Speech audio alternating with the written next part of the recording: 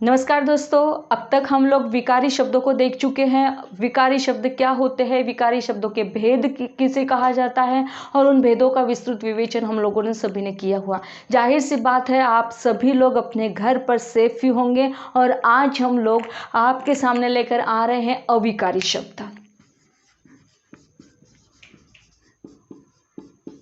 जैसे कि आपको पहले ही बता दिया था, विकारी शब्द की डेफिनेशन क्या है और अविकारी शब्द की डेफिनेशन क्या है, परिभाषित करते हुए हमने ये सारी चीज़ों को नज़र डाली थी। अब फिर से एक बार हम अविकारी शब्द की डेफिनेशन की ओर डालेंगे ताकि आप सभी लोग फिर से एक बार उसे सुन पाए, समझ पाए। तो देखिएगा दोस्तों, अविकारी शब्द किसे कहा जाता है। तो अविकारी शब्द वे होते हैं, ध्यान से सुनिएगा, अविकारी शब्द वे होते हैं जिनमें लिंग, वचन, विभक्ति, पुरुषवाच्य आदि के कारण कोई परिवर्तन नहीं होता, है ना। Changing is the law of nature, परिवर्तन ही सृष्टि का शाश्वत नियम है के अनुसार जब हम विकारी शब्दों को देखते हैं तो उनमें परिवर्तन होता हुआ दिखाई देता है, और जब अविकारी शब्द की बात चलती है तो अविकारी शब्द उसे कहा जाता है जिनमें कोई भी परिवर्तन नहीं होता, जो कि त्यों अपने ही मूल रूप में वो बने रहते हैं और इसी कारण इन्हें अव्यय भी कहा जाता है। देखिए, दो चीज़ों से हम लोग बहुत अच्छी तरीके से वाकिफ हो गए हैं अभी कि अविकारी शब्द क्या है और अव्यय क्या है। तो अविकारी शब्द वे होते हैं जिनमें लिंग, वचन, विभक्ति, पुरुषवाच्य आदि के कारण कोई परिवर्तन नहीं होता है। वे शब्द जो होते हैं वे जो के त्यों अपने मूल रूप में बने रहते हैं और इसी कारण इन्हें अव्यय भी कहा जाता है। जैसे यहाँ, वहाँ, आज, अरे, कौन, धीरे धीरे आदि इस प्रकार के, है ना। अब देखिएगा कि ये जो अविकारी है इसकी परिभाषा से आप सभी लोग ज्ञात हो चुके हैं। तो हम लोग आगे बढ़ते हैं और देखते हैं कि अविकारी शब्द के जो भेद है वह भेद कैसे है। अब देखिएगा, अविकारी शब्दों के भेदों में सबसे पहला हमारा जो है वह क्रिया विशेषण अव्यय। अब क्रिया विशेषण, सबसे पहले तो हम लोग ये देख लेते हैं कि क्रिया विशेषण क्या है। संबंध बोधक, समुच्चय बोधक। अब देखिएगा, संबंध बोधक अव्यय, समुच्चय बोधक अव्यय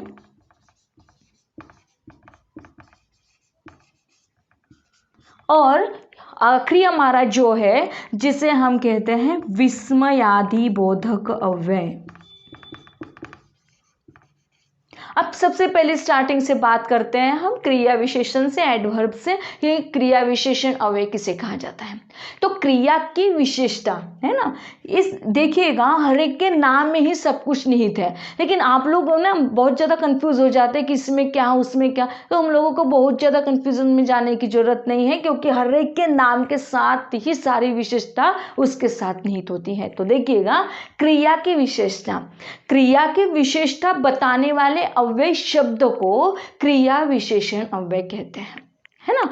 जैसे बारिश लगातार हो रही है, क्या हो रहा है, तो बारिश लगातार हो रही है। अब देखिएगा, इस क्रिया विशेषण अव्यय के भी भेद है। जैसे अब देखिएगा यह कौन कौन से भेद हैं, हम इन शॉर्ट में हम आपको इस जगह पे लिखवा कर बता सकते हैं। स्थानवाचक क्रिया विशेषण, है ना, मतलब जो स्थान के आधार पर।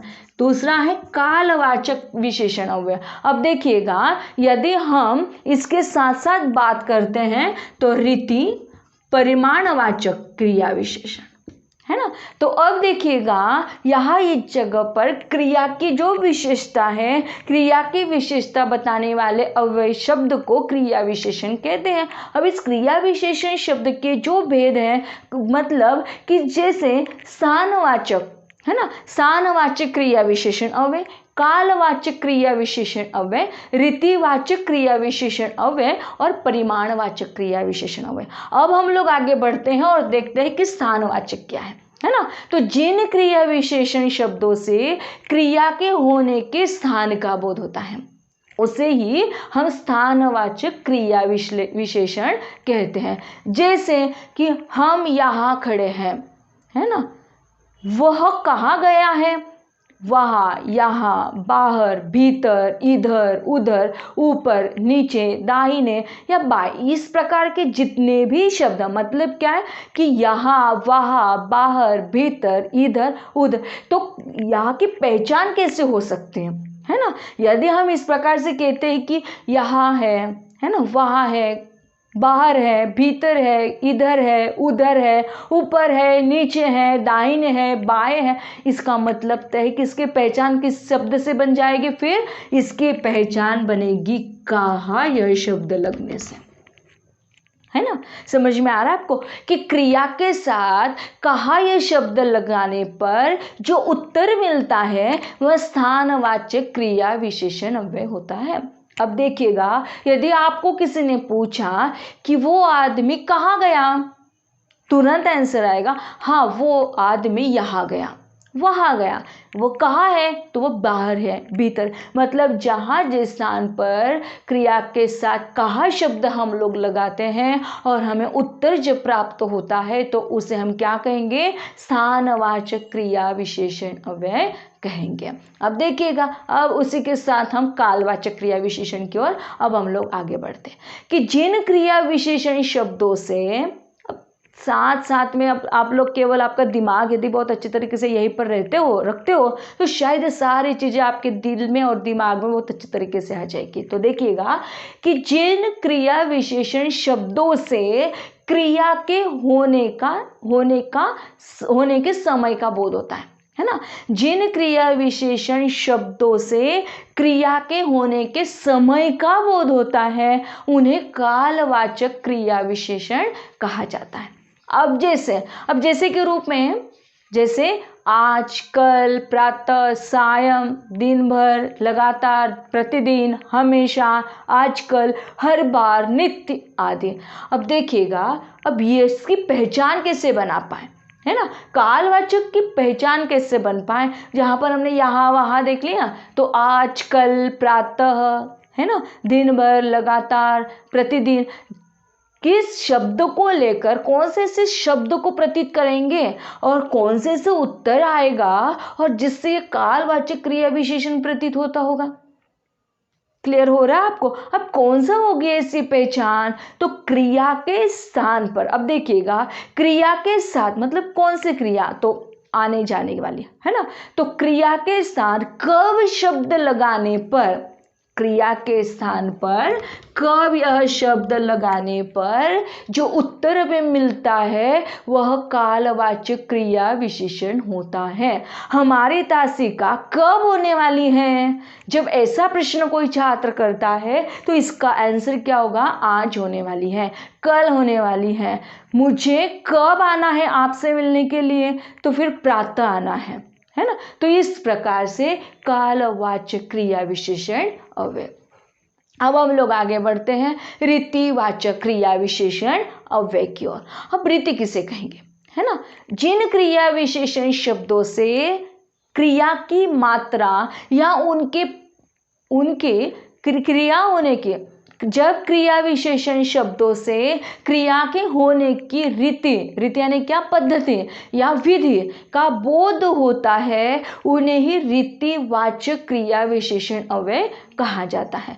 जैसे धीरे धीरे, एकाएक, फटाफट, चुपचाप, शीघ्र, सहजता से, ध्यानपूर्वक सुनिएगा, अकस्मात जैसे। और यह जो शब्द होता है कि धीरे धीरे, है ना। अब देखिएगा, हमने आपको कहा एकाएक, फटाफट, चुपचाप, तो ये जो सारे शब्द है हमारे, ये रीतिवाचक क्रिया विशेषण के अंतर्गत आते हैं। तो इस चीज की पहचान कहाँ से लें, है ना, कौन सा ऐसा पर्टिकुलर शब्द होगा कि जिसके आंसर से, जिसके उत्तर से, जवाब से हमें इस प्रकार के शब्दों का प्रचलन प्राप्त होता होगा, है ना। तो कौन सा ऐसा शब्द होगा, जरा याद कीजिएगा। क्या आपके स्मृति पटल पर कोई शब्द ऐसे आ रहे हैं उभर कर? चलिए आगे बढ़ते हैं। तो देखिएगा, तो क्रिया के साथ कैसे यह शब्द जब जुड़ जाता है ना, कैसे यह शब्द जब जुड़ जाता है, तो जब यह कैसे शब्द जुड़ता है तो आने वाला जो उत्तर होगा वह रीतिवाचक क्रिया विशेषण अव्यय होगा। मतलब कैसे, कैसे जाना है हमें, फटाफट जाना है, कैसे चलना है, धीरे धीरे चलना है ना। अब अगला जो है हमारा, तो अगला है परिमाणवाचक क्रिया विशेषण अव्यय, है ना। जिन क्रिया विशेषण शब्दों से क्रिया की मात्रा या उनके परिमाण का बोध होता है उन्हें परिमाणवाचक क्रिया विशेषण अव्यय कहते हैं। अब देखिएगा कि जिन क्रिया विशेषण शब्दों से क्रिया की मात्रा, है ना, क्रिया की मात्रा या उनके परिमाण का बोध होता है। हमने देख लिया आप तब कि परिमाण किसे कहा जाता है, परिमाण का मतलब क्या होता है ना। तो परिमाणवाचक क्रिया विशेषणों से कहते हैं। अब देखिएगा, अब परिमाण किसे स्पष्ट करेंगे, तो जैसे कम, अधिक, तनिक, थोड़ा, पर्याप्त, खूब, उतना, जितना, बहुत, ढेरों, अत्यंत, अति, कुछ, लगभग, काफी, केवल, इस प्रकार के शब्द, है ना। अब देखिएगा इस परिमाण की जो पहचान है वो कैसे मिलेगी, तो क्रिया के साथ कौन सा शब्द जुड़ेगा, याद आ रहा है कुछ, नहीं, चलिए आगे बढ़ते हैं। तो क्रिया के साथ जब कितना यह शब्द जुड़ जाता है ना, क्रिया के साथ जब कितना यह शब्द लगता है और कितना शब्द लगने के पश्चात जब उत्तर हमें प्राप्त मिलता है, तो प्राप्त होने वाले उत्तर से ही परिमाणवाचक क्रिया विशेषण अव्यय प्राप्त होता है। जैसे कितना दूध लाना है, तनिक, थोड़ा, है ना। मतलब देखिएगा कितना लाना है, कम, अधिक, तो ये सारी चीजें जहां से प्राप्त होती है तो उसे हम क्या कहेंगे, परिमाणवाचक अव्यय कहेंगे। अब देखिएगा, अब हम लोग आगे बढ़ते हैं। अब इसके साथ हमारा दूसरा जो क्रिया विशेषण अव्यय है, क्रिया विशेषण के साथ साथ दूसरा जो हमारा अवयव का भेद होता है, अविकारी शब्द का भेद होता है, उसे हम कहेंगे संबंध बोधक अव्यय। अब देखिएगा संबंध बोधक किसे कहा जाता है, तो संबंध बोधक वे अव्यय होते हैं जो संज्ञा या सर्वनाम के साथ जुड़े रहते हैं और यह सारे मतलब संज्ञा या सर्वनाम के साथ जुड़कर उनका संबंध वाक्य के दूसरे शब्दों के साथ वो बताते हैं, है ना। उन्हें संबंध बोधक अव्यय कहते हैं। जैसे राम, लक्ष्मण एवं सीता, राम, लक्ष्मण एवं सीता के साथ वन गए। अब जब हम इस वाक्य को इस प्रकार से भी व्यक्त करते हैं कि राम, लक्ष्मण एवं सीता के साथ वन गए, ऐसा भी उच्चारित करते हैं कि राम, लक्ष्मण एवं सीता के साथ वन गए, तो यहाँ इस जगह पर एक का दूसरे के साथ होने वाला जो संबंध है उसे हम स्पष्ट करके बता सकते हैं। अब देखिएगा इस संबंध बोधक के भेद भी हैं। अब जैसे हमने कालवाचक देखा, तो कालवाचक में कौन कौन सी चीज़ें आती है, पूर्व की है, पश्चात की है, आगे की है, पीछे की है। स्थानवाचक होता है, तो स्थानवाचक को हम लोग देख चुके हैं, ऊपर है, नीचे है, अंदर है, बाहर है, सब। तो ऐसे जितने भी शब्द आपके साथ प्रतीत होंगे वह सारे के सारे शब्द स्थानवाचक में आएंगे। अब देखिएगा कि जहाँ जिस जगह पर हमने यहाँ देखा काल, स्थान, रीति, परिवार, तो ठीक इसी जगह पर हमें उसे भी प्रतीत करना होगा। इन सभी भेदों को भी दिखाना हमारा परम उद्देश्य होगा कि कौन कौन से भेदों में उसे विभाजित किया जाता है।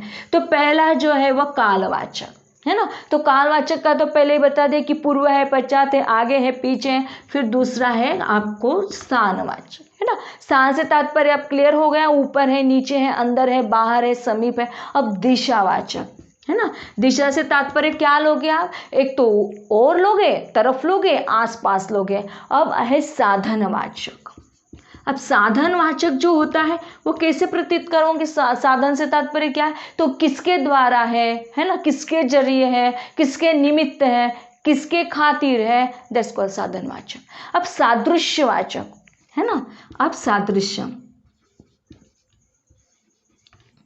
सादृश्य से तात्पर्य कि कैसा है, कैसे, तो जैसा या समान या तरह, उसके समान, उसके जैसा। सादृश्य मतलब एक समान, तो जैसा है, समान है, तरह है। अब इसके बिल्कुल विरोध में विरोधवाचक, है ना। क्लियर हो रहा है आपको। तो फिर उल्टे, विपरीत स्थिति में प्रतिकूल, इस प्रकार से तुलनावाचक, है ना। अब हम लोग तुलना करते हैं ना, एक सहेली दूसरे सहेली के साथ तुरंत तुलना करने लग जाती है। जैसे जागृति तुलना करती दीपाली के साथ, दीपाली तुलना करती वैशाली के साथ, इस प्रकार से, है ना। तो तुलना के साथ साथ फिर दूसरा आता है उद्देश्यवाचक।